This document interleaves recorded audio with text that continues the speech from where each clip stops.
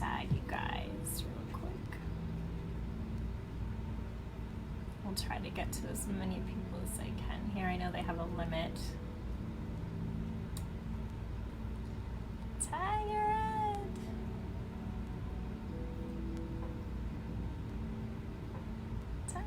Tag.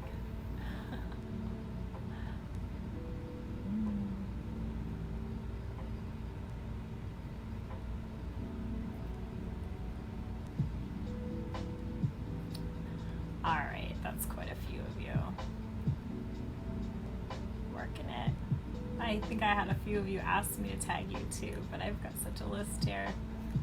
I hope I'm tagging those that have asked. I'm doing my best. All right. Welcome. I see you.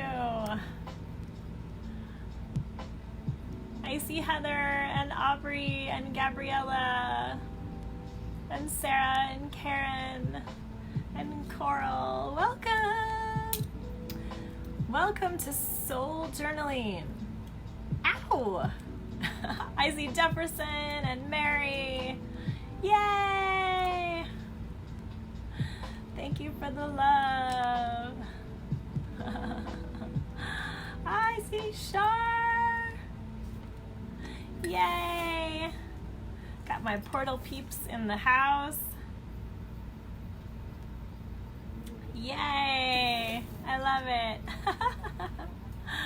Hi Mary, how are you?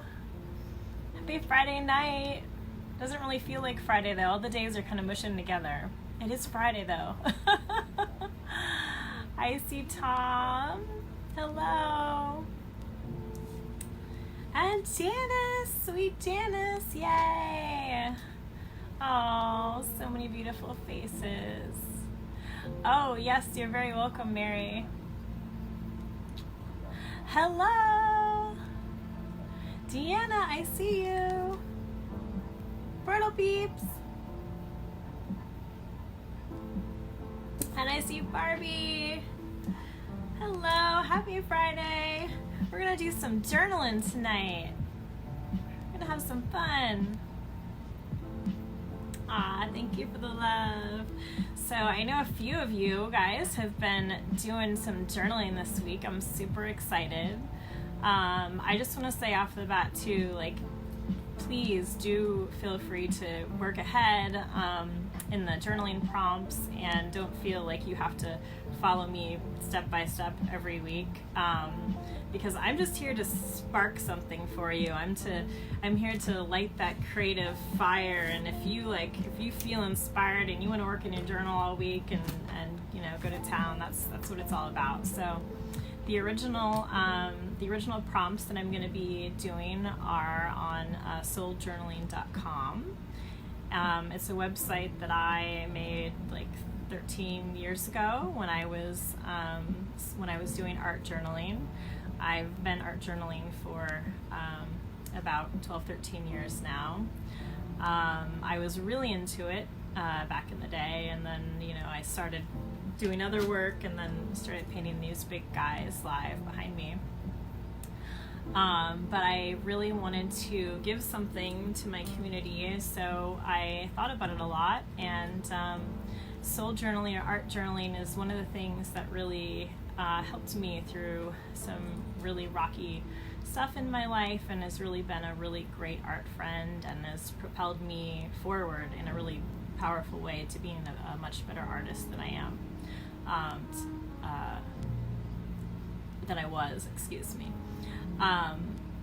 So soul journaling is my gift to you, and that's why we're going to be doing these kind of fun, free journaling.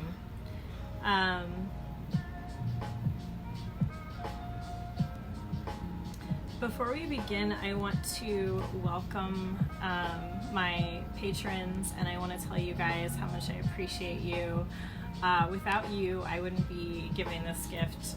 You really make it happen for me. You really support me, and cheerlead me, and I just couldn't do it without you. So I'd like to really speak your name into this space. Take a moment to speak your name in this space, and really give you my thanks and my love. Aubrey, Barbie, Logan, Debbie, Gabriella, Hannah, Jackie, Jefferson, Jessica, Nicole, Carrie, Lisa, Morgan, Sarah, Skya, Rin, Beverly, Shar, Edie, Muriel, Sherry, Tasha. Thank you guys so much for supporting me and my mission to inspire, uplift, and awaken 1 million people. I couldn't do without you. Love you guys. Oh my God, Athena, I'm gonna cry. Thank you. Oh my God, you inspire me, honey. I feel like we're soul sisters. I've been with you many, many years. Jane was also, I've traveled with her many, many years. She's an art soul sister. I remember doing soul journaling with Jane back in the day. And I see Cammie. It's so good to see you guys. Oh, thank you, Barbie. Okay, so for you too, Barbie, I was thinking about you. We're gonna make a journal from scratch real quick because you wanted to see how to do it. So I'm gonna start real quick by making one of those because it won't take long. And I'm gonna show you exactly how I make it because I know not everybody has a fancy journal. So this is actually one of my favorite ways to make a really, free journal. All you need is a paper bag or two, depending on how big you want the journal to be, and some kind of thread. I have, this is DMC black thread, but if you even have just like a little sewing kit with some thread in it, that works perfect, and a needle. So I have a needle and I have some thread and I have a paper bag. So there's different ways. Let's see, I'll show you this guy. This is one of my journals made out of paper bag. I showed this to you last week. And if you guys didn't catch last week's video, it's still archived on my page. And I showed you a ton of my art journals that I've been, working on over the years. And this guy is made out of a paper bag. Very, very simple. Let's see.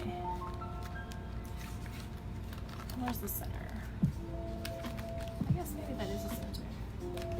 I ran this guy through the machine with a really simple straight stitch, but you can also easily do a quick hand stitch. So let me show you how to do that.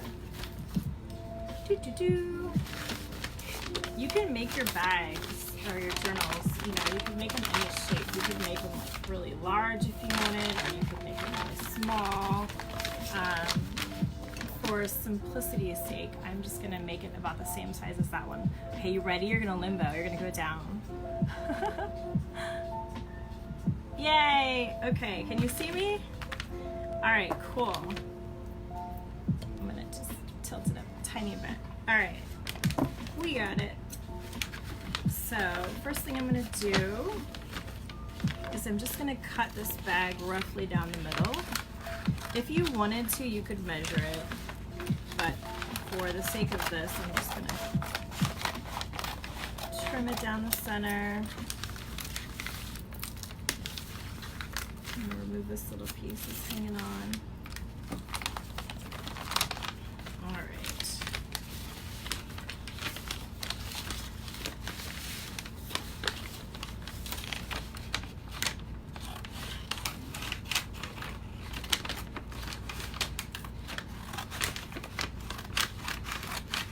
And as you're playing with your bags, you might be able to think of even cooler ways to make these books than I have. I'm sure you can.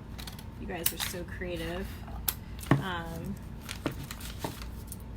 it's gonna get stuck every time. There we go.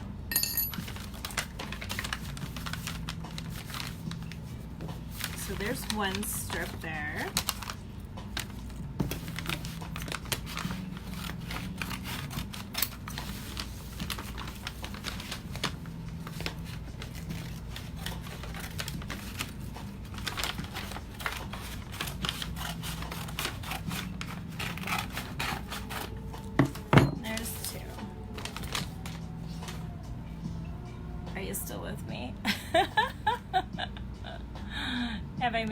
sick yet? I see Nathan and Laurel and Marie. Yay. Okay, so I've got 2 strips of paper bag.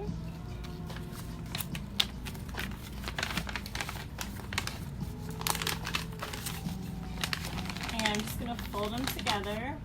In technical fancy book terms, if you were fancy like that, you would call this a signature. A signature of paper bags. And if you wanted to, you could make several of these and stack them. But I'm just going to show you a basic stitch. So this is 2 sheets. If you wanted to, you could make your book, you know, quite a bit thicker. If it gets too thick, you might need like a little awl or something to poke some holes in here, because it's going to be hard for your needle to go through if it gets thick. But otherwise, it shouldn't be a problem. So let's see. I'm going to do down just a little bit. I have a piece of thread here. This is just that DMC embroidery floss. And I don't need a big piece. I just need enough to tie here. So I'm not a big measure. I don't like to measure.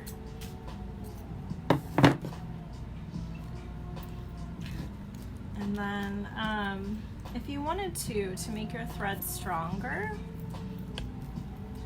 you could take a little candle, because sometimes in the fancy like bookbinding stuff, you'll get the waxed threads, and you don't need all that stuff really. Just a little beeswax candle, or even just a paraffin candle. Beeswax, I like the energy of it a little better, but soy would also work.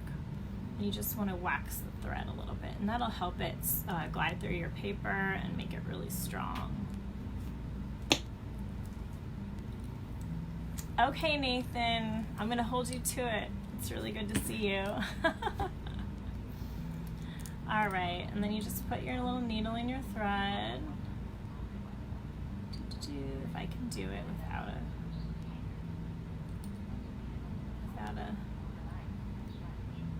one of those cheaters. What are they called? A threader? Come on, baby. The wax should also help with that a little bit.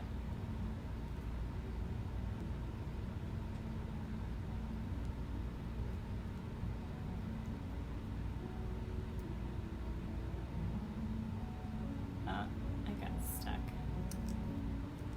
There it is.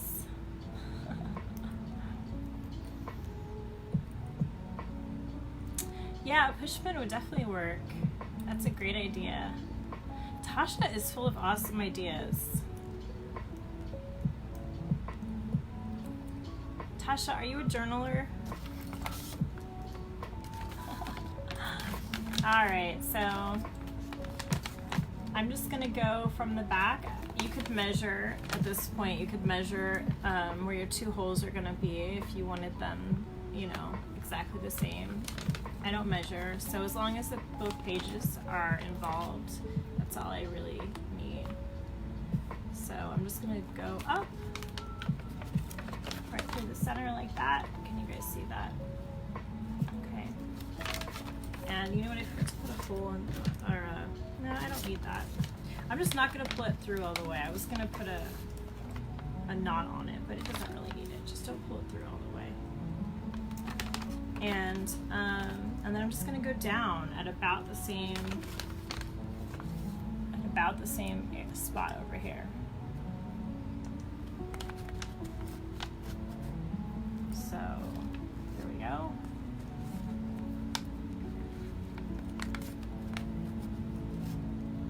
And just don't pull it all the way through. I pulled my needle off, so I just have this. And at this point, all you have to do is tie these 2 together. And if you had like beads, or I'm just gonna do a simple square knot. And the wax will help it stick too.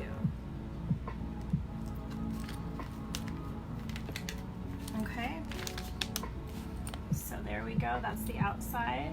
You see that? It has a square knot and little strings hanging. And then the inside just has that little one big stitch in the middle. And it'd be really pretty with beads or feathers or, you know, cool things tied to the end, or you could snip them off.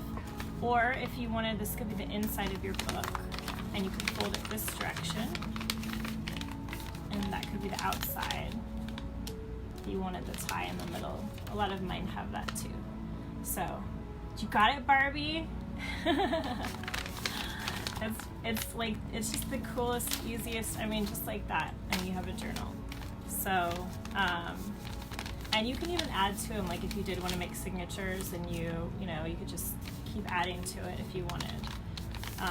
This would actually be a cool thing to just keep with you, keep in your purse or your bag, and then, you know, you could do a few pages at once and then add a few more pages, or that'd be really cool.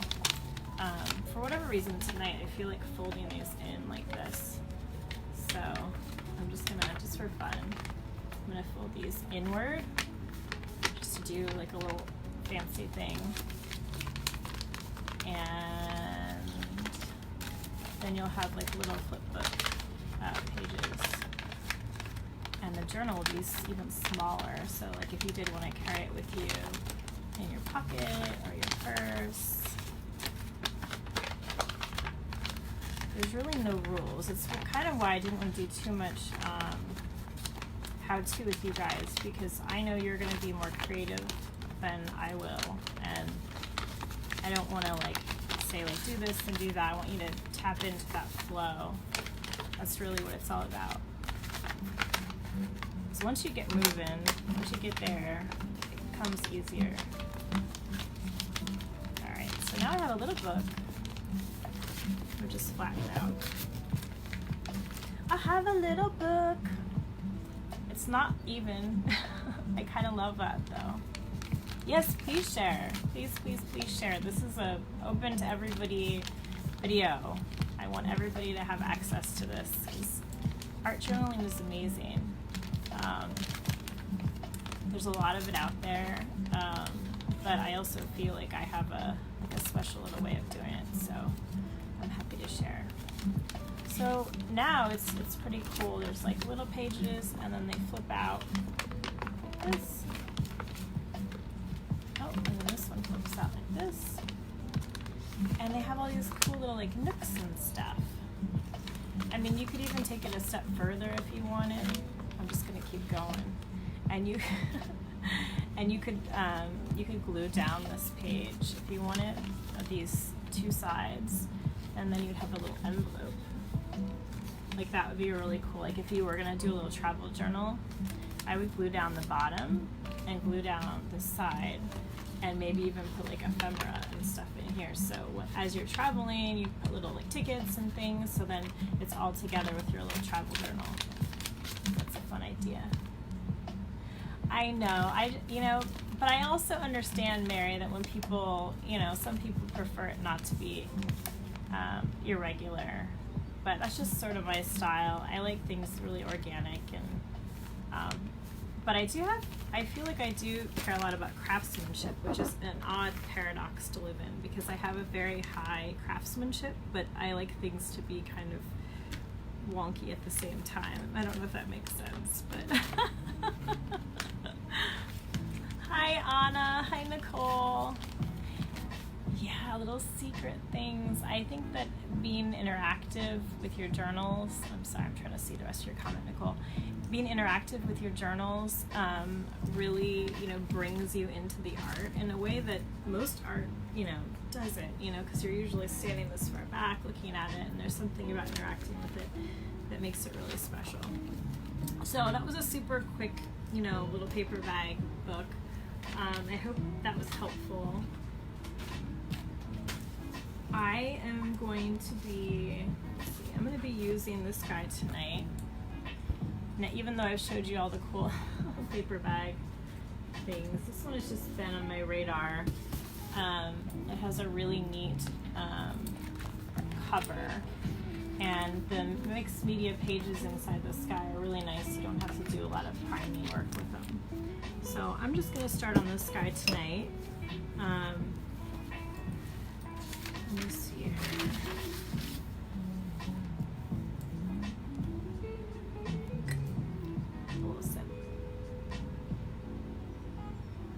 You have these? Oh my god, I got these local.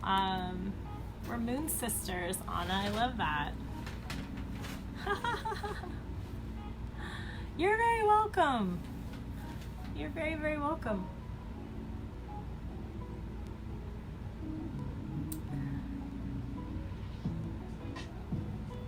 You have which one, Karen? You know what? I haven't lit anything on fire yet. I'm just thinking about it. I'm gonna lay a little what is this, nag? A little nag champa or nag campa, depending on how you want to say it. Everybody says it a little different. Nag campa. It's one of my favorite things to light in my studio. I think a lot of people like it. I think a lot of people resonate with it, and that just makes it even nicer. I've gotten in trouble though at like live paints. Certain venues don't like it when you burn incense, but I always travel with incense, and I have been told more than once to put my fire out, and I'm like, no, I don't want to. I do, but I'm always sad. I think when you're making art, it's really important to involve all of the senses. So it's something to think about as you guys think about your journaling space. What is it that makes you feel creative? Is it incense? Is it candles? Is it certain clothes that you wear? Is it a certain taste that you like? Maybe it's like having a little piece of beautiful chocolate or a tea or something like that. So thinking about your creative space and really making it a full experience is, I think, a really important part of art and channeling the muse. So since I'm lighting things, let's light some white sage too. I've been burning it pretty much all day, every day. I don't know about you guys, but come in a present moment just for a minute before we work in our journals. No, I have not gotten new ink recently. This is, it's about 6 years old. I got it down at Miami Ink, you know, that like show they used to have on TV. I wasn't on the show, but I got it from that studio, and they make their own inks. So they found that, I was talking to the guy because I'm always interested in what other artists are using, and he said, yeah, we like the red from this company, and we like the blue from this other company, and we were like, always, everybody has a minimum, and it was just getting to be a pain in the ass, and so we just decided to make our own ink, and so we took our favorite blues, our favorite reds, and made those, and they're just super vibrant. Their inks are really nice, and I take good care of it too. Like, you gotta put sunblock on when you go out, that kind of stuff, like good tattoo care. But yeah, that's not new. Yeah, it's vibrant. I like the colors too. Oh, I'm being visited. Is that water? Sweet. I have 2 waters. Ooh, ice water. Thank you. Yes. I have a little house elf. Thank you.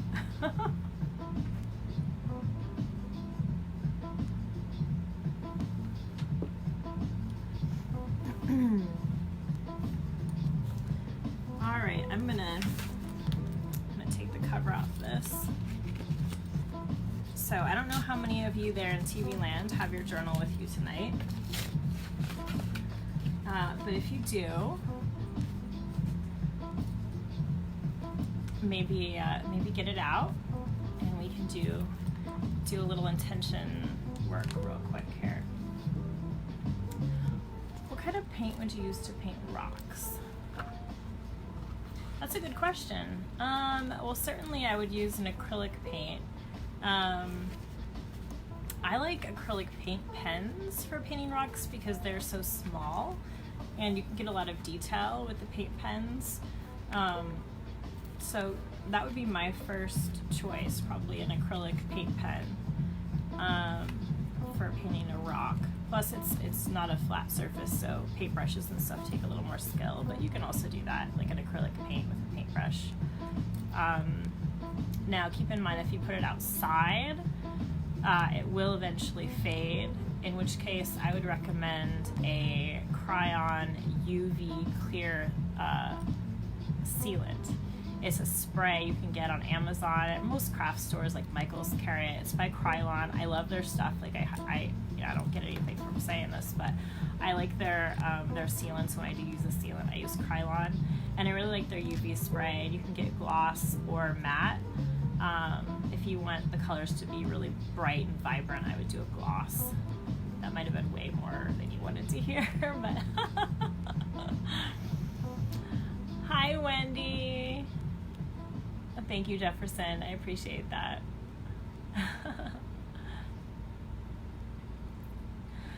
Okay, just looking back at your comments. So, journal. The first thing I do when I get a new journal is I hold it in my hands.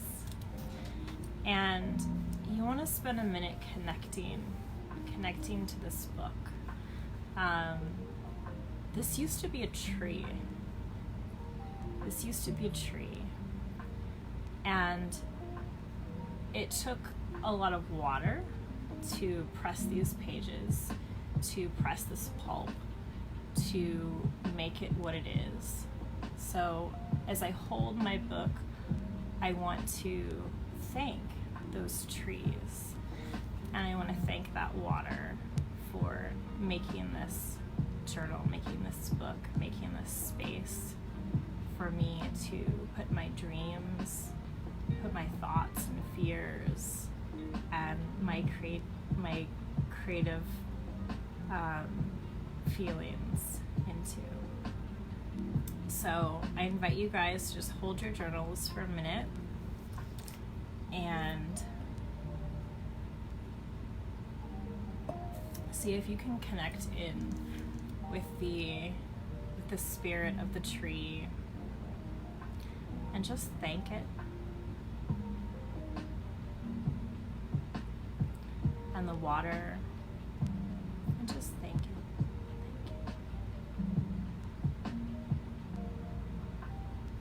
Maybe even thanking the hands that helped make this book. You might have a handmade journal. Thanking the workers that helped manufacture this book. The person who designed this book.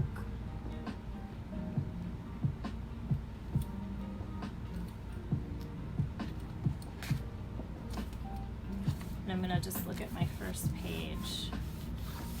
And I'm just gonna touch it. I'm gonna feel it. The first thing we're gonna do is we're gonna claim our journals. The original prompt for this, let me just look back, I have it in my notes here. The original prompt was, let's see, gluing text to the pages, then a dry gesso. So let's think about maybe what we want to glue into our journal. I have some ephemera here. Where'd it go?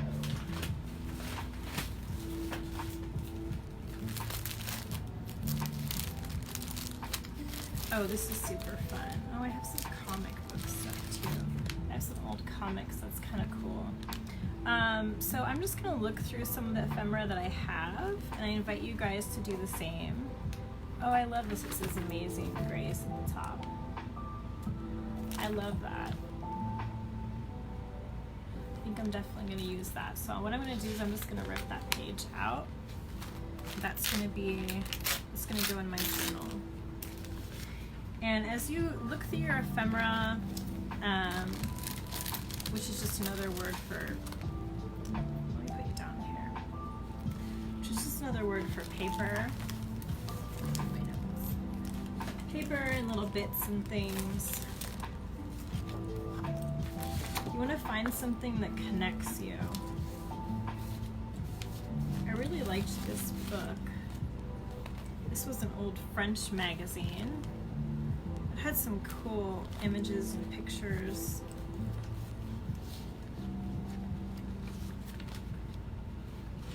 This is kind of neat. I like this. I'm gonna take that too.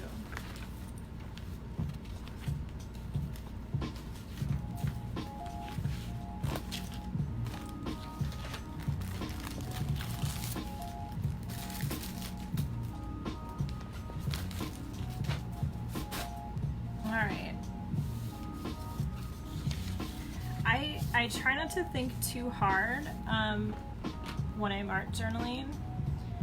So if you can just sort of grab the first thing that resonates with you, that's usually the best choice. Things are going to change. I have a little snail stuck to my... There's a little snail in here. I got some earth out of the garden right before I came in. That's fun. To make art with. I don't know if you guys saw the last video, but dirt is one of those things that you can absolutely use as a colorant. So anyway, as I was saying, just grab the first thing that really resonates with you. As I get in more into the art zone, sometimes I have trouble talking. It's a funny thing that happens. I'm so used to channeling the big pieces, and I almost cannot stop and talk to people when I'm doing them. So let me put you down here again. Let's see, here we go. Ooh. Let's see. Tighten that up so you're not falling.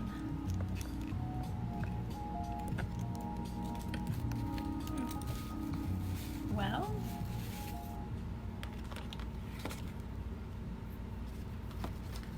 there. Nope. Let me see if I can figure this out. The camera wants to slide. Maybe a naughty camera. There we go. No. It wants to be really low.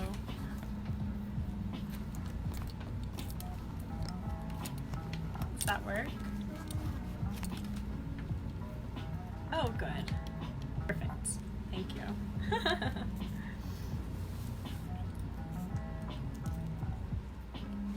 Cool. Thank you so much. I'm gonna use the golden soft gel medium to start as my glue. Now you can use any glue. You can use Elmer's, you can use a glue stick. Oh, actually, you know what? I have a Mod Podge. I'm gonna use this instead. I have Mod Podge that's matte, which actually is better. So I'm gonna use this instead. And I'm gonna use this as glue. I have a little paintbrush here, a little flat paintbrush that my beautiful Gabriella actually, she would burn stars into for me. Isn't that beautiful? Even the end of it. She's so amazing. Let me grab some water. Hold on, quick. Okay. I'm gonna get some water.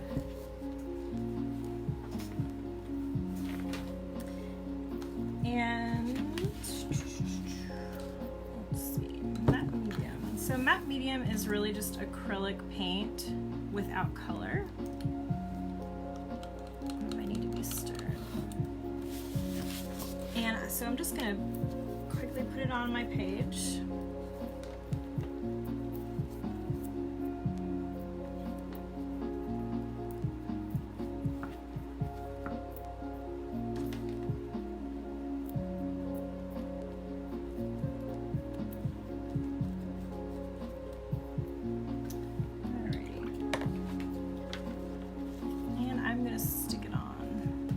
It's a little bigger than my page, but that's fine. I'll trim it later. And it looks like some of that's come off, which is cool.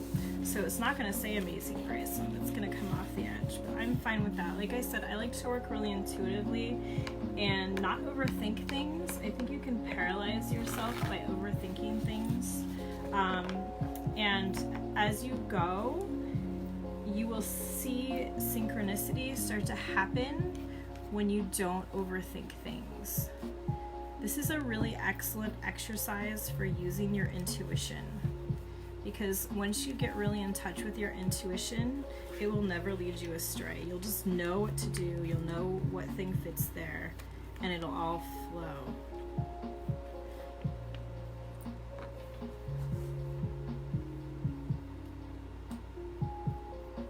Oh, you're very welcome, Gabriella. Thank you. Such a beautiful gift. I see Jay. Hello, Jay. All right, so while that's drying for a sec, I'm gonna grab some wax paper. A little sheet of wax paper is brilliant for keeping your pages from sticking together.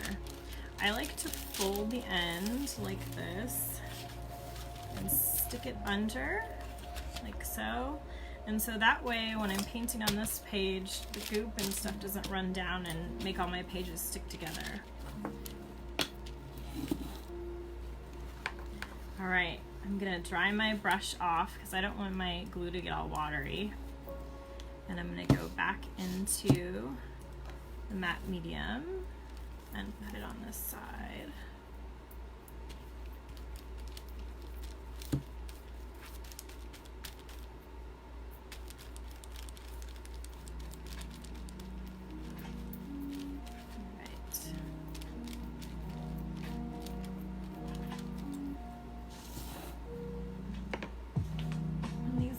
Are super cool. I think I'm gonna put this on sideways. Now keep in mind we are gonna, well, I'm going to, you don't have to. I'm gonna cover it with gesso, so a lot of this is gonna get covered. I'm gonna be doing the prompts on souljournaling.com a little bit different, but you can absolutely do them like exactly as they're written. You can, you know, work ahead and make them your own. Like, there's seriously no rules. I'm just here to have art journaling fun with you guys and inspire you to think about doing some of your own art journaling. There's no right or wrong. And if you run into any issues at all, please let me know. Text me or send me a private message and I'd be happy to help. I taught art journaling for many years back in the day, so I've had a lot of student issues and problems and things that I've helped them navigate, so I'd be happy to help you guys with anything like that. Hopefully some of these tips like wax paper will help you you know, not have some of those issues right off the bat, because when your pages stick together, that's a real bummer. So you know, it's almost heartbreaking when you spend a lot of time working on an art piece to have them stick together and tear. So wax paper is your friend. Wax paper is your friend. So now at this point I have matte medium underneath and on top of the paper, and it's kind of sticking off my journal like that. When it's all dry, I'm gonna go back and cut this. How many art journals have you made? Well, Jay, back in the day I was prolific. I was art journaling every single day. So most of my art journals are older. I do still carry a journal with me every day, but I don't get a chance to write in it every day or work in it every day. I have a whole bookshelf that is like packed with art journals. So I would say, oh my God, I don't even know how to estimate. Somewhere between 50 and 70-ish. Somewhere between 50 and 70-ish. So quite a few. And not all of them are filled. So let me just start by saying that. Like sometimes I just got into making art journals, and that's really fun if you just want to make them. So I have a lot that are not filled, and then I have a lot that are half filled, and then I have a smaller amount that are totally full. Hi, Lynn. It's nice to see you. You would not have to start with the cover. You can work any page you want. Yep. You don't have to start there. Yep. I will tell you the reason why I am working the cover in a moment, though. I do prefer. Let me just up for a minute. Woo! Where you go? She saw the bookshelf. Yeah. It's you know, the journals don't fit this way anymore, so now there's like stacked all on top and everywhere. Maybe I'll post a picture for you guys. It's pretty crazy. But the reason why I am doing the first couple pages today, I actually do like doing the first couple pages first, even if later you skip around. And that's because I like to claim my journal. And I like that to be like the very first thing that I see when I open my book, and the very first thing that anybody would see when they open the book. I think there's a reason why, you know, you have journals and stuff that say like this book belongs to, usually, and it has like, you know, your address or your phone number or something. But I like the magical aspect to that, which is that you're claiming this space. So that's really what we're going to be doing tonight. We're going to be claiming these journals, claiming this space. Like I'll just be real with you, and I'll share you. This is one of my This is one of my little things that I wrote. So my intention for this journal is to have fun, to access greater connection, greater knowing. My intention is to more deeply know and have clear connection to Source and my highest self. May this creative energy be held within these pages as a touchstone to me when I forget my own magnificence. And so it is. Amen. Aho. So having something like that be the very first thing that you read when you come into your journal, when you come into your portal, when you come into your alchemical creative space, I think is an instant alignment, and it's a dedication to the energy of what this is for. And that's what we're doing today. We are dedicating this space.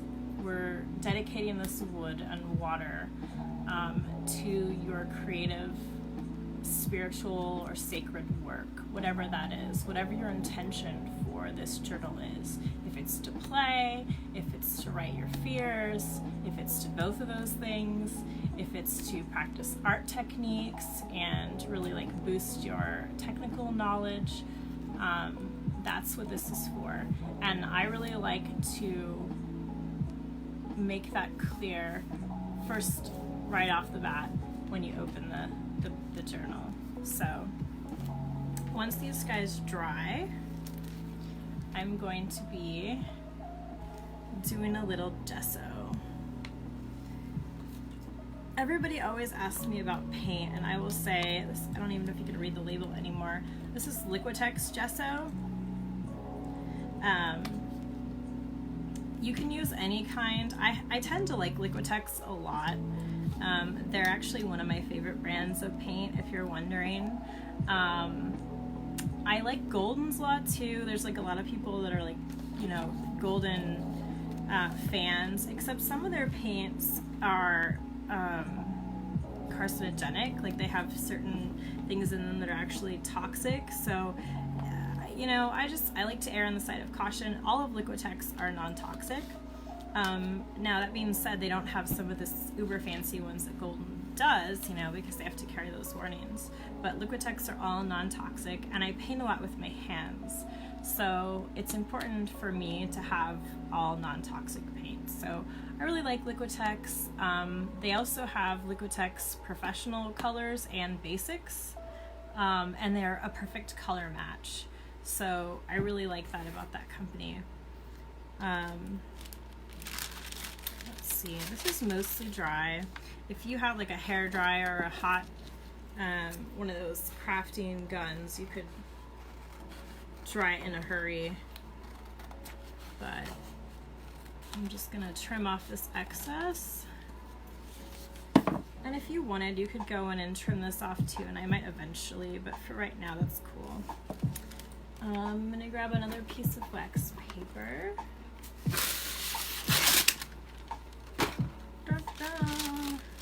Okay. I'm just gonna put that in there because I'm gonna close this guy a little bit. I wanna make sure he doesn't stick.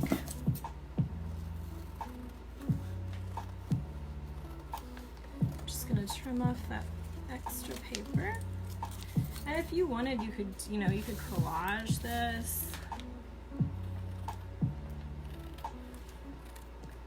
Any kind of thing you wanted to put under here. This is your book.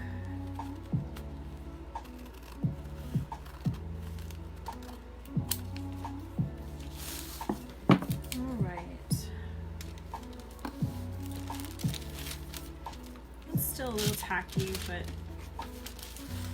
it's fine. So at this point, I'm going to put a little bit of this Liquitex gesso. And if you guys aren't familiar with gesso, let me tell you real quick. Basically what gesso is it's a primer. And so when you put gesso down, it gives your paper a little bit of tooth and also helps it repel water. So, when you see a stretched canvas in a store, that's just canvas material with gesso on top. So it's the absolute basic primer on canvas. And it's really handy to have around for all kinds of techniques. So we're gonna put a little bit of gesso on our ephemera, and that'll give it some tooth and make it more waterproof.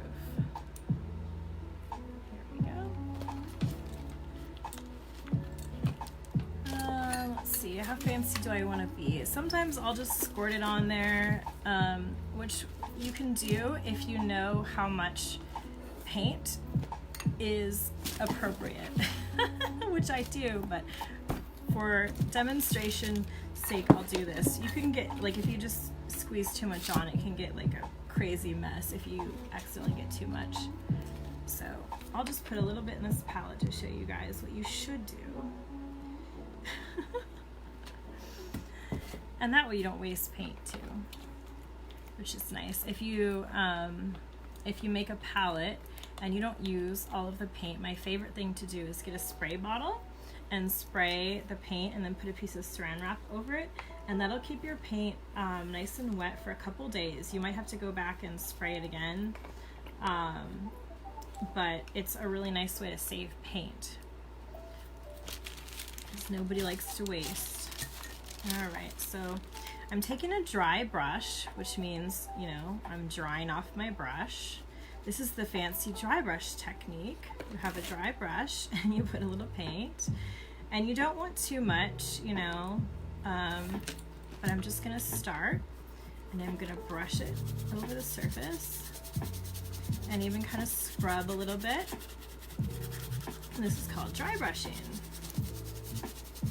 We don't want like a thick coat. We want like a cloudy film. We still want to be able to see the cool picture underneath. So, just like that. It's beautiful.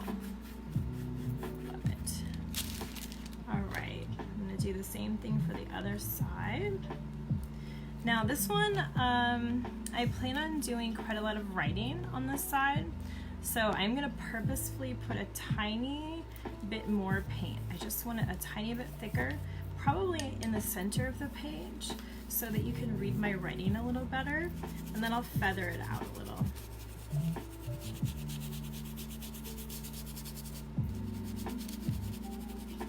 Oh yeah, this sounds like smooth jazz.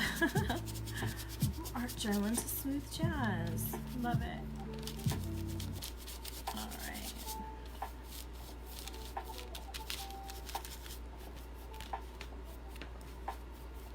Coolness.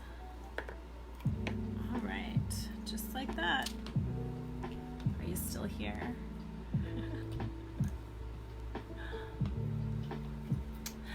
Paper plates, yeah, they work really well. Ah, paper plate painting. Oh, that's cute. I love that. Yeah, the saran wrap method works really well though. Like all of my big palettes, that's what I do. Ideally, I would go back and I would spray these every couple days. When I'm working a lot, you don't need to do that. But also a bonus is you can use this cool, like when you take it off your paints, you can use this cool sheet in your art. Like right now, this has a whole bunch of cool colors on it, and I could just slap it down in my journal and it would be really beautiful. So, and then when I'm done, I'll just spray my paints down again with a little water and I'll cover them right back up. And that'll keep them nice and juicy until I'm working next time. And you can use any kind of palette that you want. You know, like this is just a ceramic handmade dish thing. This is a plastic, like professional palette. I would say a paper plate probably wouldn't work as well for keeping your paint wet because it's porous and the water's gonna like soak it up like a sponge. So something that's non-porous probably makes the best palette. I used to like to save these for Guardian and for students. These are just like little veggie trays. These work really nice for palettes too. Recycle. So hopefully that gives you like some fun, tips. I'm reading your comments. Wendy, so fun. Oh, yay! Oh, it can be really fun, really addicting too. Like when you get in your groove, it's like you look forward to it every day. This is your space. This is your creative space to just be in that energy and write whatever you're feeling and get it out. And it can be super healing and just beautiful. So thank you for that, and I'm really happy that you've joined me on this journey. Really excited to share this. All right, so that is almost dry. Take it down again. That's almost dry. I think ideally I would work on the next page while that was cooking. So normally if I was art journaling, I would probably just put this here, and then I would flip the page, and then I would start journaling here. And then you could do those same things. You could put down ephemera first if you wanted. You could put down a little gesso first if you wanted, depending on how your paper is looking. Like this is mixed media paper. This is already going to be waterproof. But if you have a really thin type of paper in your journal, you might want to just lay down a little gesso or just a little dry brush of any kind of paint, but keep it dry, and that will put a little protection on your page for you and get them a little nicer and thicker. Also just gluing down a piece of ephemera, or gluing down a piece of decorative paper, something like that can make your thin page even nicer to work on. Okay, so while this is cooking, I think I'm going to play with some alternative staining and just do a little demo of those for you guys. I talked briefly about them last time, so I'm just going to kind of play. I even have some incense here, and this is kind of a fun thing. Like you could just drop some ash on your page, and you could use this to color your pages. I really want you to think organically too about different things that you could use. I showed you some dirt. So this is just from the garden. It has some leaves and a snail apparently in it, living in it. I'll put him back when I'm done. But dirt can be really beautiful also. You can connect with the earthing energies of it. If you're feeling really chaotic in your mind too, this can be really grounding and beautiful. And different earth has different colors. Like this is a really dark soil, and it feels really good too. So you can just let it kind of organically shape itself.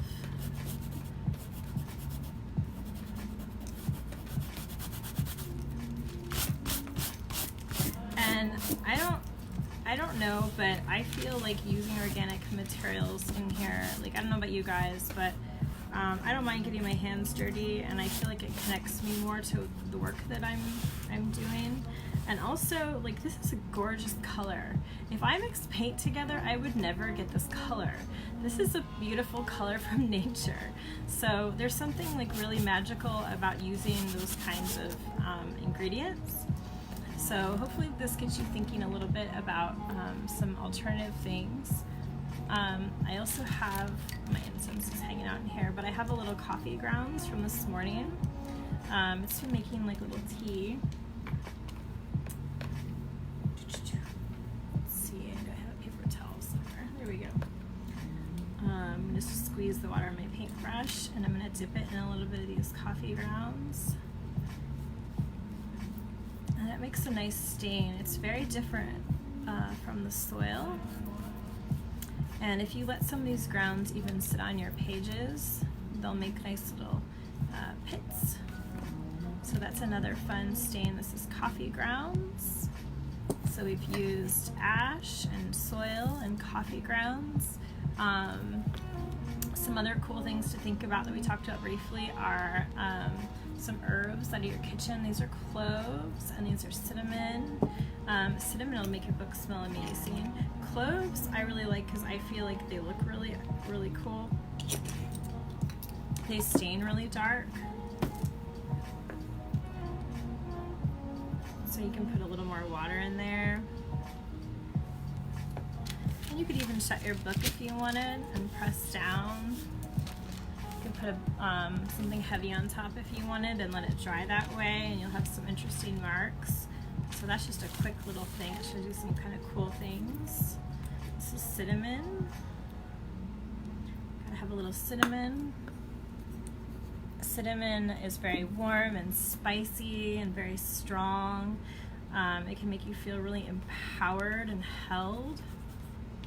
It has a very like homey energy. So that's cool. You can also use something like vanilla extract.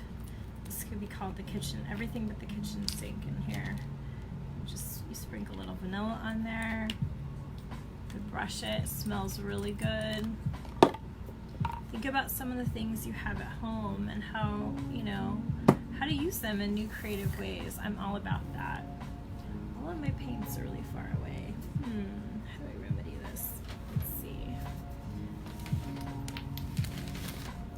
I have some watercolor here.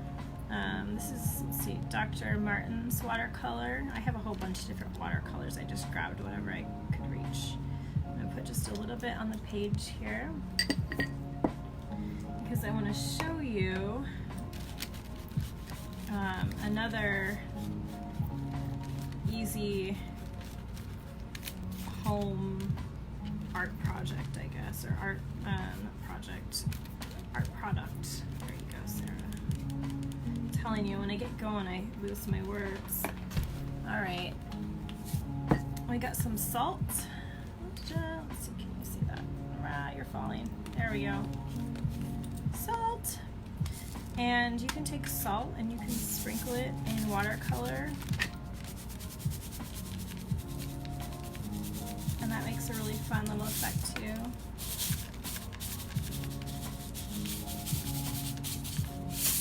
So think about the stuff you have around you. Think about the stuff you have around you. Like this is, the colors here are really pretty. Turmeric would be amazing. Turmeric is very enlivening and powerful. It's really good for detoxing. So if you were gonna do a journal page all about like fear or something that was really upsetting you, turmeric would be an awesome plant ally to work with because it would be like detoxing all that stuff. So this is pretty. I'm gonna just shut this. Let's see, take it back down. I'm just gonna put a piece of wax paper between this, and I'm gonna shut it, and I'm gonna let that dry. And back to my original page here.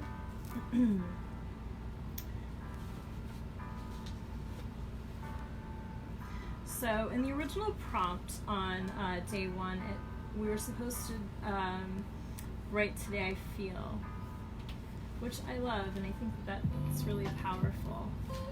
But what I'd like to do instead is decree and declare my intent to the universe for this book. So I have a few writing tools, and you guys can use what you have. Let's see.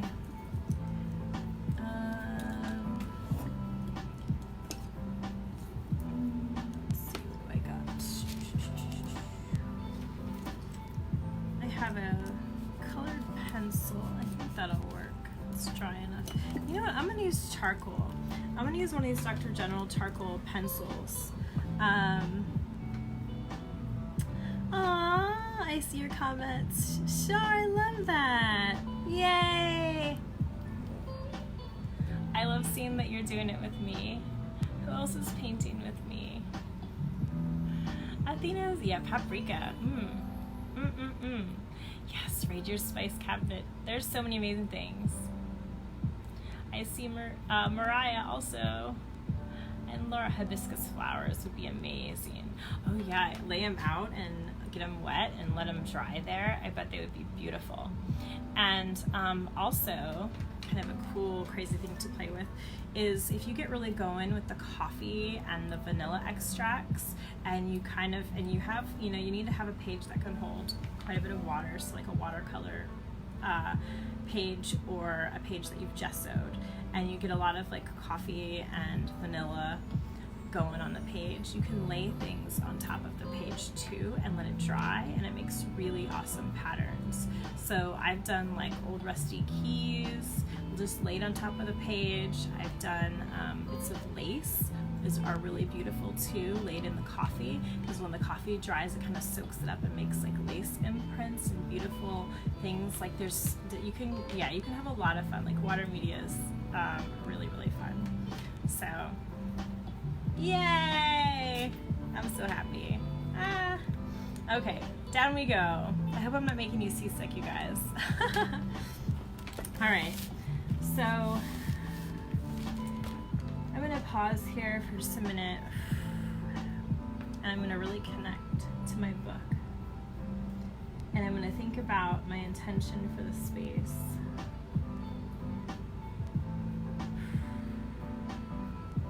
I'm thinking about my journal as a portal. I'm thinking of it as an alchemical cauldron, a sacred container. I'm going to put things in this book that need to be spiritually composted.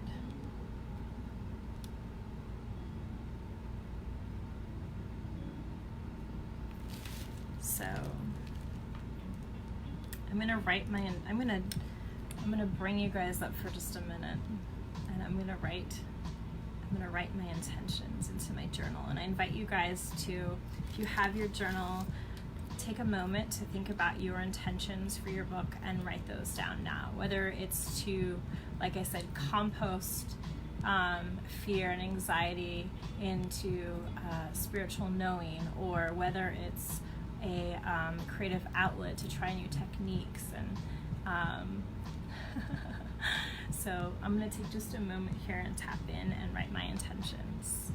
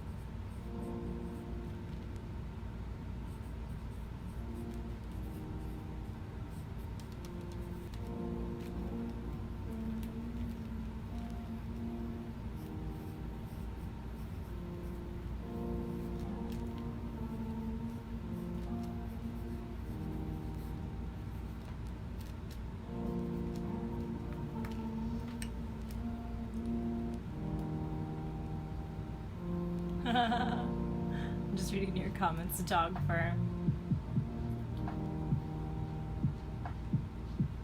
Well, I think that that's kind of powerful, you know, like there's that canine energy in our pieces. We have these canine familiars and they're with us in our creative work as well. So I think that can kind of be a really neat thing.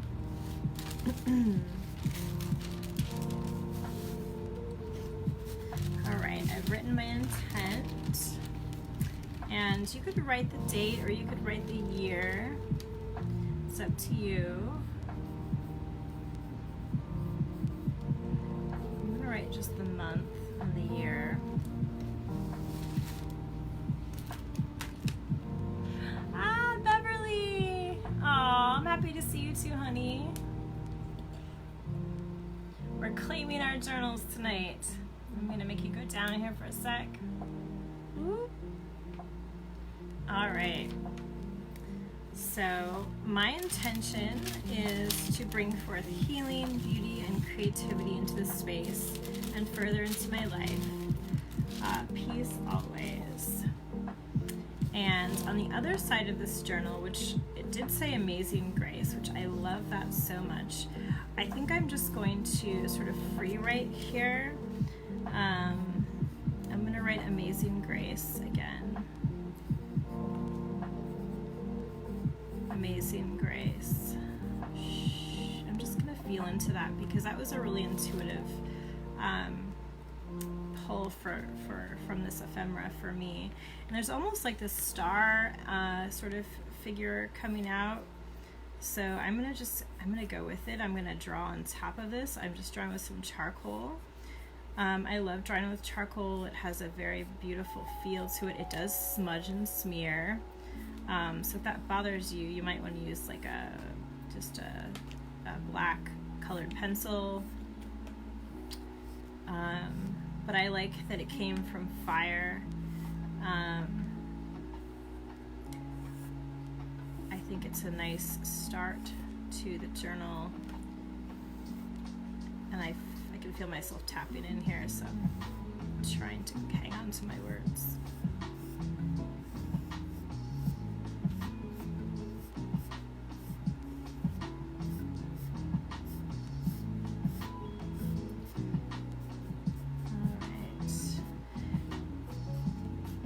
I could spend a hot minute here just drawing. I really love the feeling of the charcoal on the gesso. The gesso gives the paper a nice tooth. Feels really good. This is a soft charcoal. I also like to make my own charcoal. I'll talk about that more. This is a little piece of charcoal that just came out of our fire. We have like a little fire pit in the backyard, and so like you can totally use any kind of charcoal like that you find. I also have some other methods of making charcoal that maybe I'll eventually share with you guys if you're interested. I'm gonna write How Sweet the Sound here.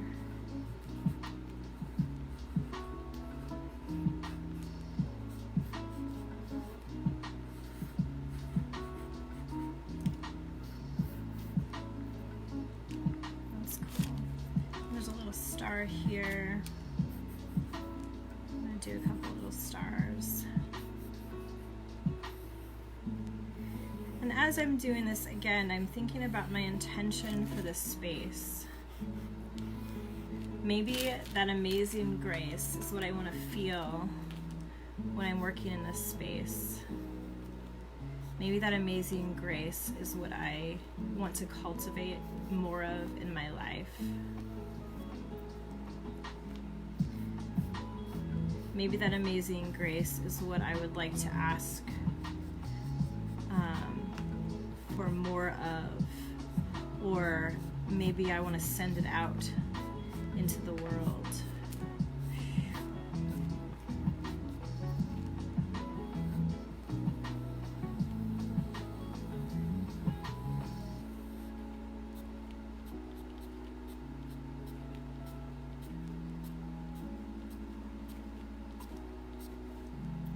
maybe your intention for this journal is that it's a portal of love energy that you want to send out into the world. And maybe you'll do that by sharing your pages with people you love, or even with your community if you're brave. You know, you can post your pages online, share your art.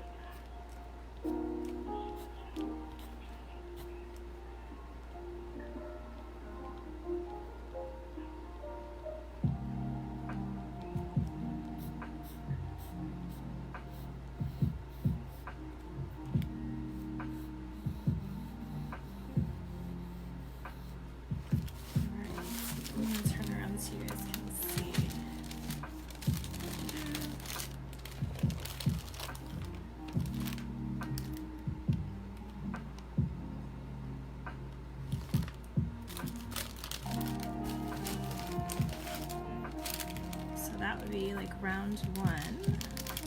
This is getting all simplified. Alright, I like that a lot.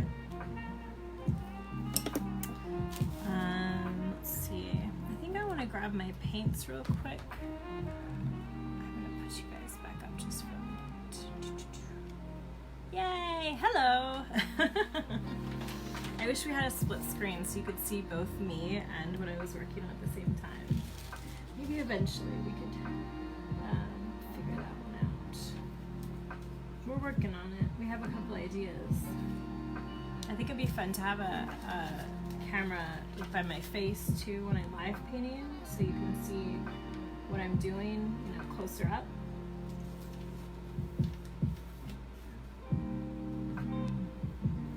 Okay, let me grab a paint real quick. Be right back.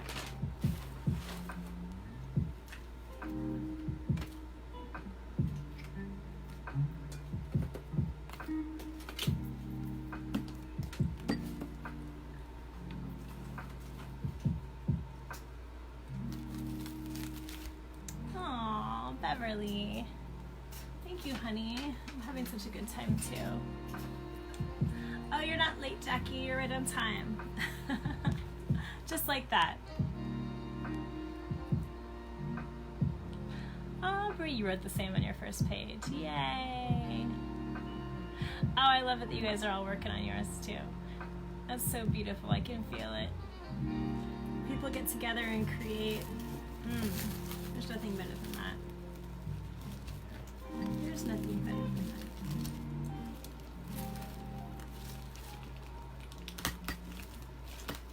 Alright. I'm getting ready to put some new paint on this palette here.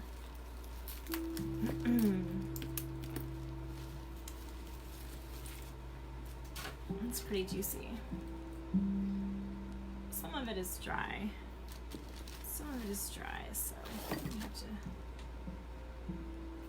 get my spray bottle. Here's my spray bottle. It's seen a lot of things. I used to have art on it. Like when I first got it, I painted, I don't know if you can see, I painted flowers and all kinds of pretty things on it, but that didn't last long. It got aced. I've had this bottle for a bunch of years, which is actually kind of surprising because I feel like spray bottles in general only work for a short period of time and then they just stop working. But this guy, I don't know.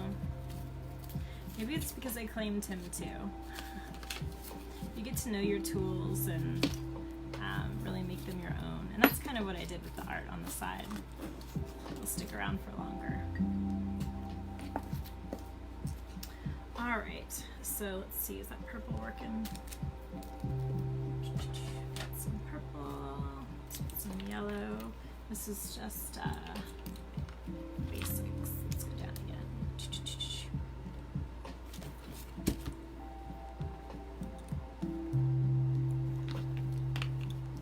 I really like the chalky paints too. I don't know why I don't have any right next to me, but I told you guys, there's some. I told you last Friday about how much I liked the cheapo paints for journaling, and I neglected to grab some. I mostly have my live painting stuff around me here in my studio. But I like the cheap paints because they do have a lot of filler in them, and that makes your pages really chalky and gives it tooth and makes them not stick together, and it's just, I like them. So acrylic paint is just plastic, and it's very sticky. It likes to stick. All right, so I got a little bit of that Chibo purple. Let me see this. And I got a little bit of that Liquitex purple and a little bit of the Liquitex yellow. Now purple and yellow actually make brown when you mix them together. Knowing a little bit of the color wheel can be super helpful when you're doing a lot of paint mixing. Or you can just learn it organically by, you know, probably making brown a few times and going, okay, those colors, when I mix them together, they make brown. And that's kind of a way you'll never forget. But also studying the color wheel a little bit will be helpful. In general, colors opposite each other look nice together. So like for instance, purple and yellow look really nice together, but when you mix them, you make kind of a brown color.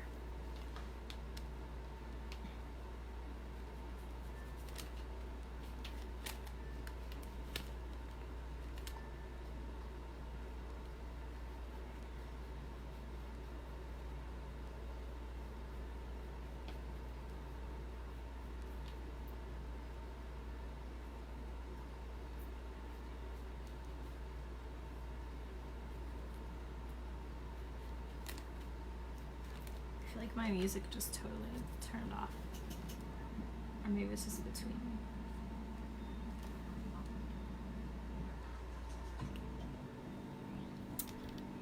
Am I saying Bernie Berlin? Bernie Berlin? Like the Bernie Berlin? Are you an author, Bernie?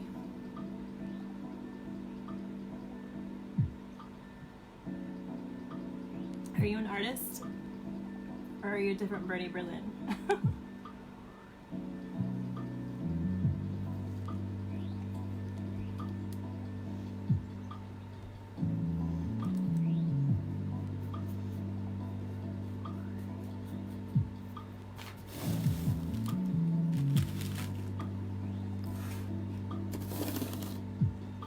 Oh my god, you guys. Let me just pause for a minute since we're playing anyway. I forgot I have this on my desk. I'm going to show you. I'll try not to get paint on it. I finished it last night.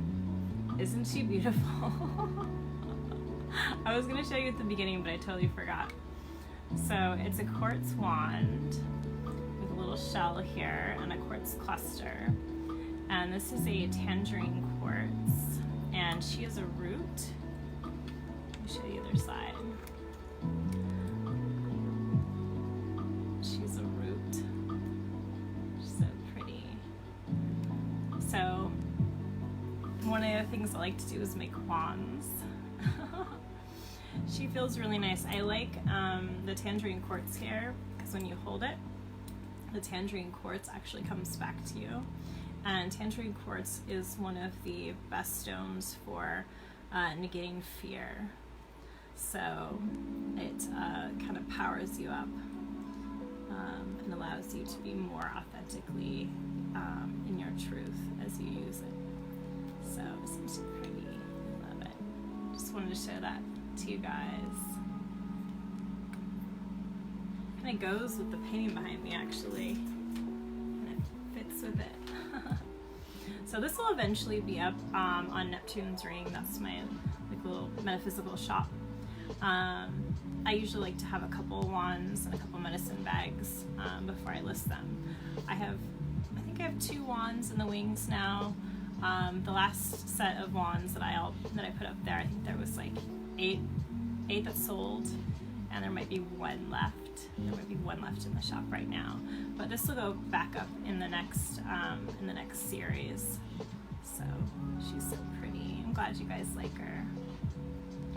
Yeah, she's hanging out here on my table. She's hanging out, soaking up some good art vibes. Ah, thank you. Yeah, she was fun. I usually do bone handles. We usually go into the forest and I'm sorry, I'm lighting things on fire by accident. We usually go into the forest and find bones and use those as the handles. She's a root. So it was really fun to paint on wood. I'm not sure exactly what kind of wood it is. I want to say it's crepe myrtle, but I'm not entirely sure. I found her, so I love her. She's got a lot of interference paint and like glittery sparkles on her. Yay. Aw, thank you, Athena. That means a lot. Ah, Barbie has one of the medicine bags. Yay! Yeah, I have at least 2 or 3 more ready to go. I just haven't photographed them yet. So I'll probably in the next week or 2 I'll have some more medicine bags and some more wands in the shop. Should be really fun. All right, let me switch it down again. Love. I love that you're here, Sarah. Here we go. All right. I feel like I should be working upside down so you can see it better. I totally could. I actually can read upside down.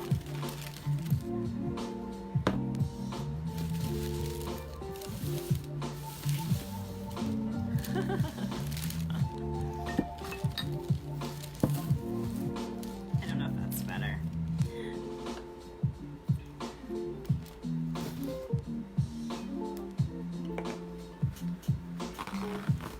Paper towels. I should be using a rag though. What am I doing? These things are like gold. Yes, we use paper towels. I actually usually use a rag. But sometimes, like when my hands are really, really painty, I have to grab a paper towel. And then you basically kill a regular towel with one, hand wiping because it's just too much paint. You can't get it out. You can't wash it out. So sometimes they work. But I try to be really conscious about how many I'm using.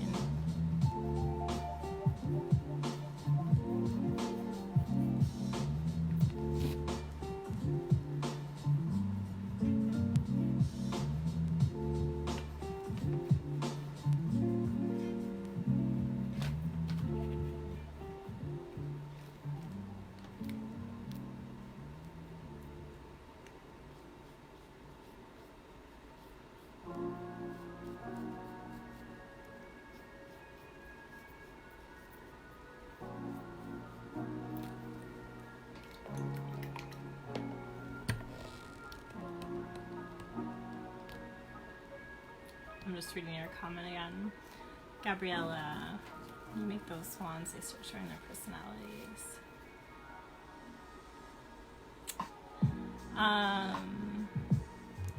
Yes, they do. They do. I feel really connected to them, and it's almost like, well, first of all, they're very layered in intentions, like my paintings. You've watched my paintings evolve and how they have layers and layers and they change, and the wands are really the same way. So the first thing I do is I select the crystals and I go shopping with my guides, and I, deliberately ask them to, help me find the crystals for the wands, for the owners, when I even go in. And so usually what happens is things will just light up for me. I go to a wholesaler who gets these giant shipments from the mines, and I like that best rather than getting them directly from the mines, because if you buy them directly from the mines, you have to take like a minimum and you get what you get, and they're not all wonderful and high flying and singing to you in the box or in perfect condition. So I get them from a wholesaler where he allows me to pick through his boxes and boxes of crystals and stones, and I pick the very few that have the best vibration. That's actually my first thing, and then are also very beautiful. But the medicine of the stone is the most important thing to me. That's actually how I select all my stones at Neptune's ring. I never go alone. They're always choosing them for me, and I'm just bringing home, what I'm told, what has an owner. And so some of those I immediately know are going to become wands, and they sort of evolve from there. Usually what I'll do is I will collect pieces of wood and pieces of bone separately. We'll go into the forest and we'll walk through the forest and we'll collect moss and different things like that I'll use in my wrappings at Neptune's ring. As most of you guys know, you've ordered from me, like they usually have moss and beautiful forest bits and things in them. And some of those, become part of the wands. This wood was found, on one of our forest walks, and I knew it was going to become a wand. So we have like a collection of bones and things that want to become wands, and it's really just matching them up with their owners. So, you can take the box of crystals and the box of bones and just say, like, who wants to live together, who wants to work together. And it usually starts there. Like, I don't usually even have an intention yet. I just, who wants to live together, who wants to work together, and I just ask them, and they just sort of come together. And then usually somewhere near the end, I'll start getting glimpses of the medicine and the energy. And then I'll start saying intentions and prayers into the piece at that point when I'm clear on what it's going to be. So this wand is ocean medicine. It has a beautiful shell here that I collected on a really special auspicious trip that I went on. And the bone, or not the bone, I'm saying bone because they're usually bones, but the wood from the forest. And for me, this piece is all about really anchoring in the flow. So there's almost this like knife edge you have to ride when you're in flow energy, and I bet a lot of you know what I mean. Because you can easily get thrown off, or it can feel like too much. Like, this is more than I'm used to. So you sort of ride this edge of it like being too much, and also, sinking down under. So this one is all about being really grounded in the flow and feeling anchored and still able to do this, still able to move back and forth and sort of like buoy in the flow. So I really love this one. It really has a beautiful energy. And I don't know what its name is yet, but it's definitely like a feminine energy. All of my wands also have Neptune's symbol on them somewhere. So it carries that little beautiful mark. Thank you guys. Thank you guys. Yeah, they're fun to share with you. I really do put a lot of love into them, and I'm grateful that I can make beautiful things for you. All right, let's go back down here. See what's cooking. You're welcome. You're very welcome. Okay. So we've claimed our journals. We've written our intentions. We've played a little bit with some different herbs and things you might find in your kitchen. I'm gonna drink a little tea.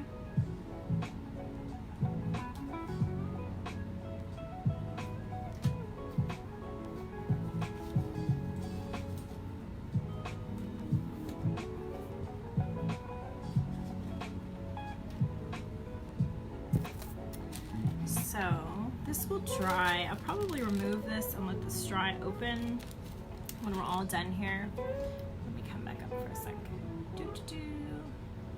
There you are. Yay.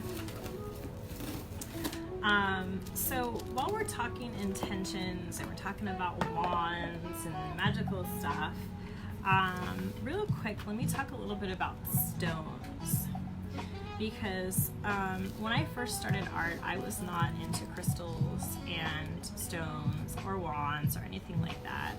I always loved magic and that kind of stuff, but I had never put crystals and stones with my art before. And if you've never worked with them, I encourage you to try to fuse those two worlds together, because some really interesting, cool things happen. When I work on these big pieces live, some of you guys know I usually have stones under my easel, and they are my art stones. They travel with me. They're sort of dedicated to this work of bringing forth the muse, bringing forth this creative energy. And I think that stones and the stone people can be very powerful allies when you're wanting to connect to those deeper creative wells within yourself, especially with the muse energy. I just wanted to show you guys real quick. This is one of my main stones. Like, it doesn't look like much, but it is yellow fluorite. And this is one of the guys that I've had for many years that live on my, live with my painting. He has a little bit of calcite there. I also have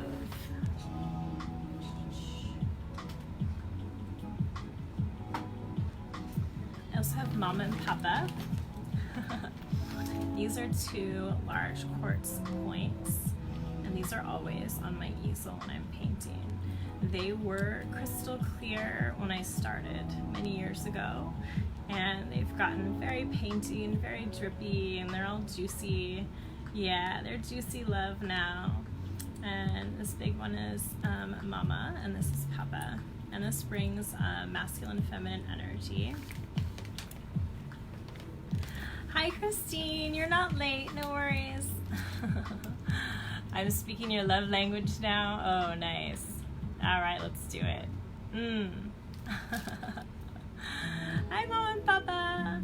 Yes, they're so beautiful. And sometimes if you can catch me at the right moment when I've got a few, when I'm live painting, I'll even put these in your hands for you so you can hold them for a minute. But it's super intense because these guys have been, with me every live painting that I've ever made.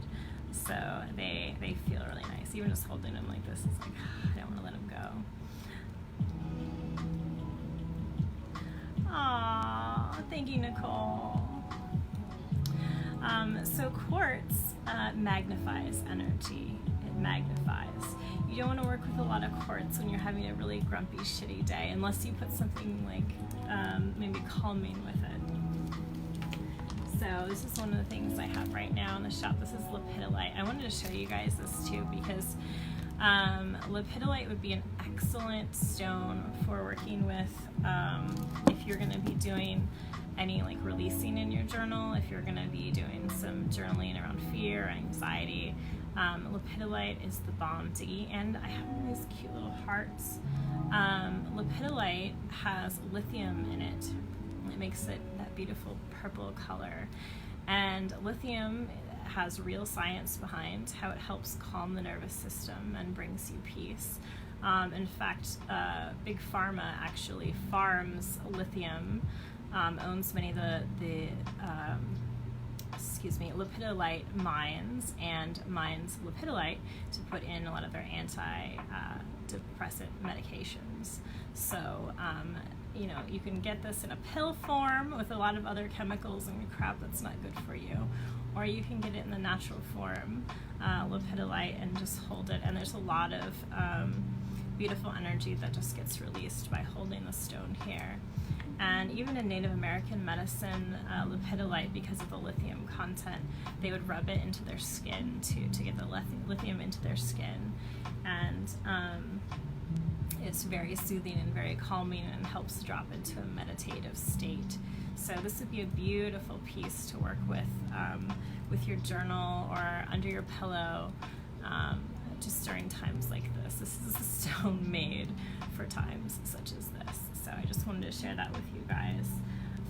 I have these beautiful little hearts. It's the only form I have it in right now are hearts. Sometimes I have like raw, but right now I only have hearts. I wanted to share just a couple other little stones that I feel like would be really nice companions to journaling. Labradorite, which probably is everybody's favorite. Let's see if we can get some flash on this baby. All of my labradorites have amazing flash. I handpicked them. I don't know if you can see that here. My camera's gonna pick up. This one actually has purple. It has beautiful purple, like almost like a sunset. The purple labradorite is actually hard to find. The purples and the pinks and the mauves are what people really dig. They're rare colors for labradorite. And labradorite is the magician's stone. Here's another one. Look at that. That has some cool striations. You can see my light in it. It's got some, there it goes. There we go. This one's like a sunset of lines. But anyway, labradorite is the magician's stone, and it's kind of a dark stone. Like you can see this one's kind of outrageous, but this one's dark, how it usually comes more dark like this. And then you have to sort of manipulate it. You have to kind of hold it and look at it in different light to find that flash, that color. And I love the metaphor for labradorite because it's sort of like the light in the dark. I like to think of the hermit in the tarot, and if I was going to give a stone to the hermit, it would be a labradorite, because in the darkness there is always light. There's always that flash of light. These are the palm stones I have. I also have small little pieces. These are tiny little pieces. They have beautiful blues and kind of a gold at the bottom. And so these are for harnessing your inner power, your inner light, even in the darkest of days. Labradorite, magician's stone. I love these. This is like one of my go-tos, and probably yours too if you're into stones at all. Everybody loves labradorite. It feels amazing. I also have these little nautilus shells. I don't know if you can see that. I love the nautilus shell too because it symbolizes the chambers of life. Look at the flash on that side. Holy cow. Look at that. So the chambers of life, you know, you're always growing, growing, growing. The nautilus shell grows from the inside out. Growth, growth, growth, growth, growth.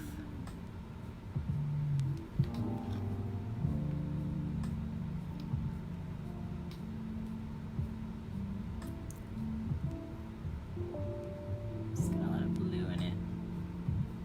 So nautilus shells are another way to work with that stone. And then lastly, I just wanted to show you guys quartz, which, you know, I like because it really amplifies, if you're working with the muse, really amplifies muse or creative energy. I have these cute little quartz balls, these little spheres, and they are so beautiful. What I would do with these is I would keep them with my journal, and if I was feeling frantic or hectic and I was going to sit down and journal for a few minutes, I would just kind of tap into one of these. They have just a tiny bit of occlusion in them, just enough to give you something to look at and kind of calm your mind. They're beautiful for, you know, divination work, but you don't have to. You can just use them to meditate with and kind of tap in a little bit. So I think these would be like a fantastic addition to your little like toolbox, your little art kit. I could spend a lot of time just gazing at one of these, and you might even see your next journal page in there. You might even see your next painting and give you a spark or an idea of of what you want to work on next. Jonathan, I see you. Hello. Blast from the past. How are you? We are doing art journaling and talking about some stone magic. I've been working with crystals and stones now for about,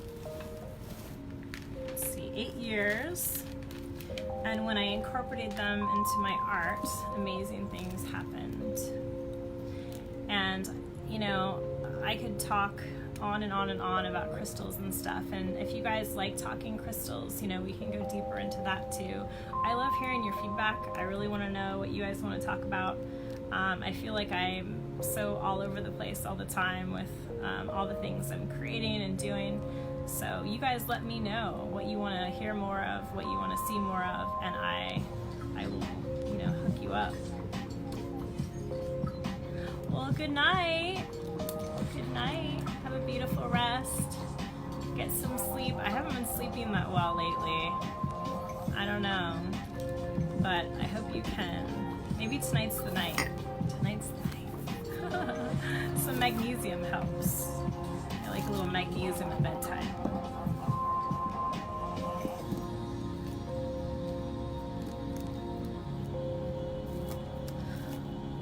Nice seeing you too. Good night. Okay.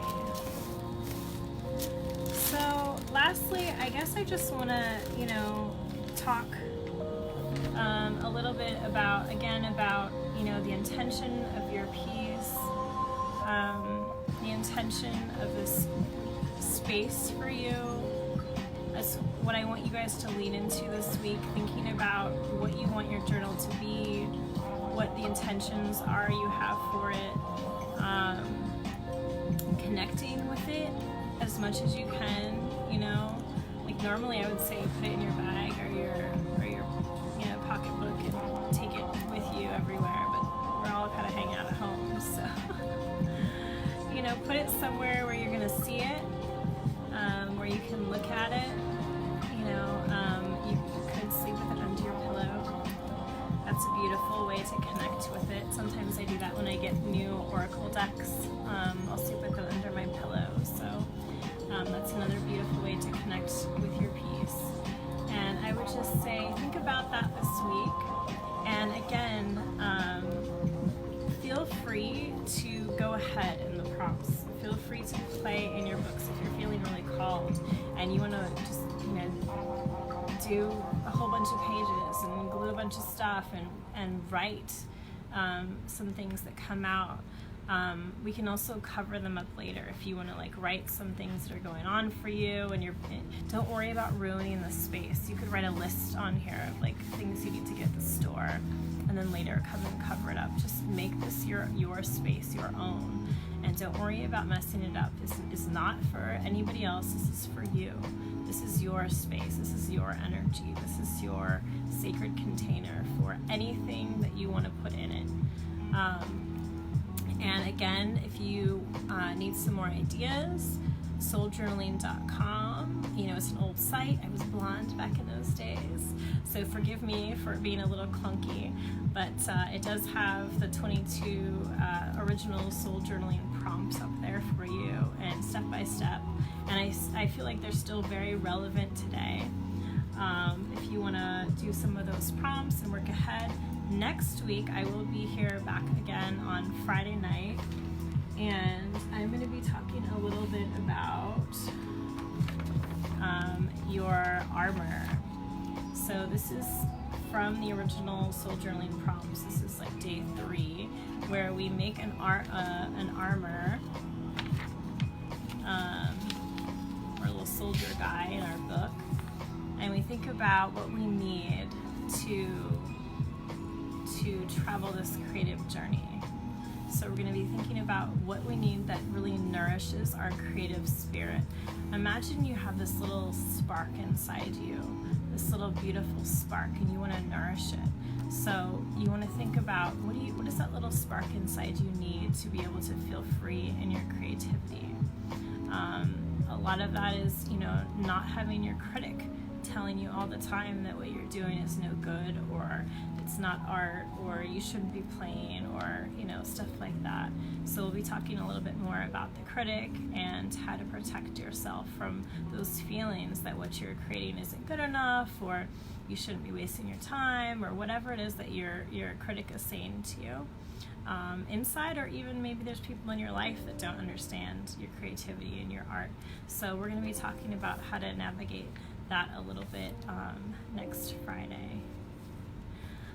10 years ago, Karen. Yay! Yeah, I'm going to reimagine this guy a little bit too. This is like the original. If you go to souljournaling.com, there's a little link. These are free clip art, and you can print him out. Maybe even prepare for next Friday. You can print him out. There's a couple different designs of different armors and stuff, and it's free clip art. And the links still work all these years later. I think what I'm going to be doing is just looking at the photo of him and maybe reimagining it for this piece. But it's going to have a similar feeling of like what does that creative spark need to really nourish it, to really grow it, and what do I need to kind of protect it while it's growing and while it's becoming. I love that, Heather. You still have your 2 original soul journals. Oh my god, I would love to see pictures of your books, guys. I don't know if you're willing to post some pictures. I would love to see what you're working on now, and also your old soul journals, because that's amazing. I love it. I have my original too, and I should probably bring that. Maybe I'll bring it next Friday, and I'll show you my original armor and my original claiming of my journal. I think that'd be really fun. Yay! So we'll be doing that next week, and please let me know too if you guys want me to talk a little bit more about crystals, or if you guys want me to go over, I don't know what it is, just let me know, and that will give me some direction too, because I feel like I have so much I could share. Let me know what you're into. Yay! And I want to thank my patrons again so much for making this whole thing possible. Patreon, I don't know if you guys have heard of Patreon, but it's an online platform that helps artists connect with patrons, or people who help them create their work, who pay them to create art. And I have a beautiful group of patrons. Some of them are on here now, and without them I wouldn't be able to do videos like this. They help me buy the equipment and make the time and space, and I really, really appreciate them. So thank you guys all for being here. And please share this video. This is a free video, open to everybody, anybody that's interested in art journaling. And let them know also next Friday I'll be on again, and we'll be creating some more. Yes, crystals! All right, I got you. We can do that. Aw, I see Shar. Good night, honey. Yeah, we could do crystals, and with my patrons too, we're going to be diving a little bit deeper into the magic of art journaling. I do a studio sessions with my Chalice members every single month, and this month we're going to be doing some sigil creations and some candle magic, and incorporating that into our journals. So if you'd like to sign up to be my patron, I'd love to have you. And again, at the Chalice level, that's where we're going to be doing the extra content, extra journaling, and there's lots of stuff archived too from previous studio sessions. So there's like all kinds of videos on like books and different things that I've talked about. Good night, Barbie. Good night, honey. Thank you guys again for joining me. I appreciate you. I love you. I hope you've, been able to find some joy and some fun in this space with me tonight. And I'm thinking about everybody and just sending out so much love. Thank you for sharing your beauty and your love and your gifts. Aw, thank you, Sarah. Thank you for saying that. I appreciate it. Aw, I love you guys. Good night. Mwah.